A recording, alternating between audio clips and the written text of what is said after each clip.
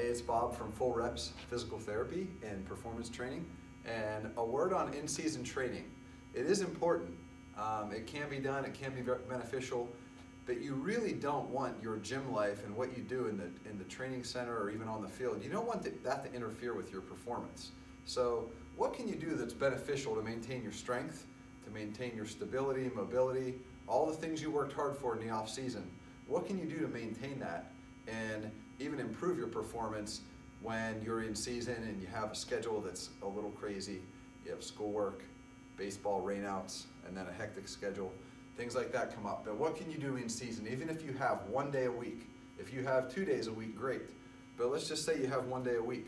Let's get some your mobility to be really smart about a mobility warm-up where you're going to work on your J-band exercises as a baseball player. Don't make it into rocket science, right, guys? Do one rotational movement, one horizontal abduction movement, and then you're basically covered, at least covering the basics with those 2 things. So maybe you do that coupled with some shoulder mobility, T-spine mobility, hip mobility. That mobility work, your flexibility work, really depends on the athlete and specifically what you need most. But those are the 3 key points for most athletes: shoulder, T-spine, hip. So we work on those as a warm-up, not just like ride the bike for 5 minutes. In season, that's not a great use of your time. You would really work on some specific warm-up. And then maybe from there you do a quick plyo circuit. Some of my favorites for baseball guys would be to work on a little hop down and rotational hop up. It's basically like a skater hop or a hide-in, but a little higher level where you load the hip and land with no impact. But get a few powerful reps in, 3 to 5 reps on each leg. Maybe even this. This is something you're getting into squat pattern.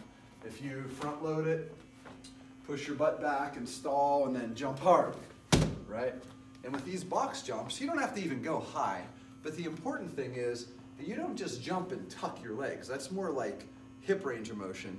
You want to work on putting your hip through a full, right? You want to get that like lift hip extension.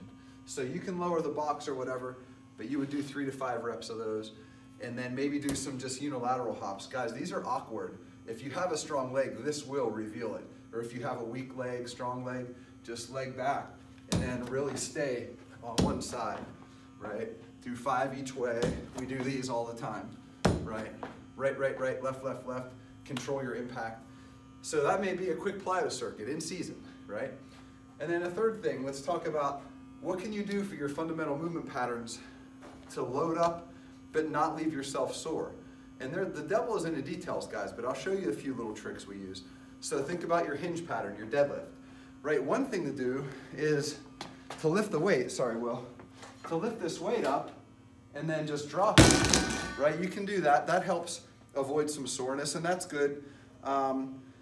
In season, if you have a game in the next day or 2, I would still not go heavy with those, but let's say a weight that you could do 5 or 7 reps with, maybe you do 3, and that's still heavy, it's work, but it's not pushing you to your limit.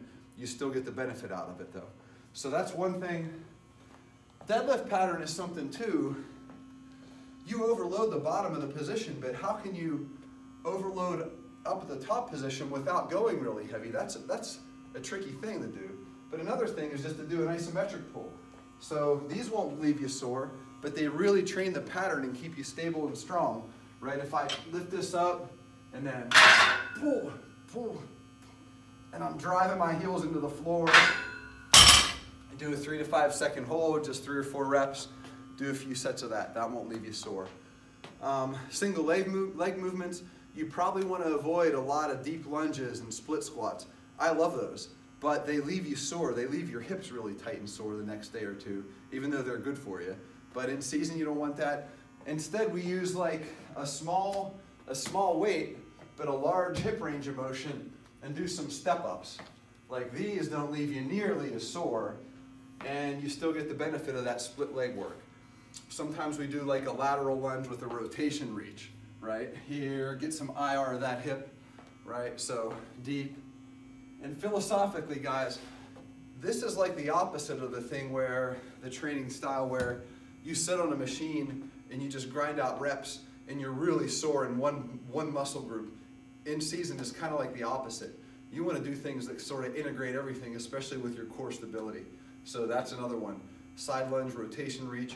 For your upper body push and pull, one I love to do all the time, over here we do our arm slide or push-ups for low reps, but I mean the challenge is, I'm on my left arm here, the challenge is to keep your middle solid, right?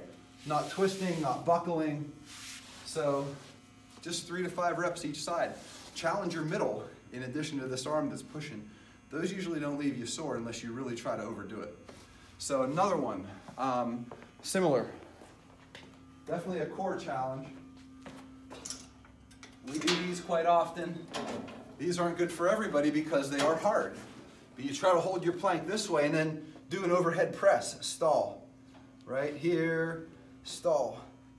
And I'm going to be picky at looking at your core control and how your scapula is moving when you do that right to left. Because one hand's stabilizing, the other hand's doing an overhead press.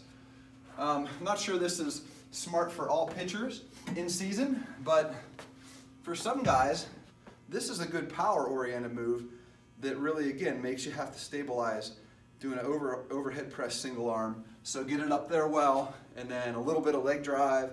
And if you do this, if you don't do it for too many reps, too much weight, that's a really good way to keep your upper body strong and in shape without leaving you really sore everywhere. So that's another variation. Like I said, I would not always recommend that across the board to all throwers when they're in season going overhead like that. That's that. I love the split stance rows. One last thing for a horizontal pull. The lawnmower row with a bench, right? That's a really great and basic exercise. It's good for you, where your knee is supported on the bench, and you can load that up. That's a great upper back builder for building muscle mass. But in season, you don't want this to all be sore. So again, a way to integrate it is get into that left hip like a deadlift posture and then pull. So 3 to 5 reps here, and I feel it in my right lat, feel it in my bicep, but it's also a lot of stability demand on the left hip and your lower back. So right, other side would look like that. So, and you can see I lost my balance, but you're training the rotational plane even though you don't see a lot of rotation going on. So those are just some pointers for in-season training. Those are the kind of things we look to get a benefit without leaving you sore and tired for the next upcoming days, practices, and games. Okay, thanks.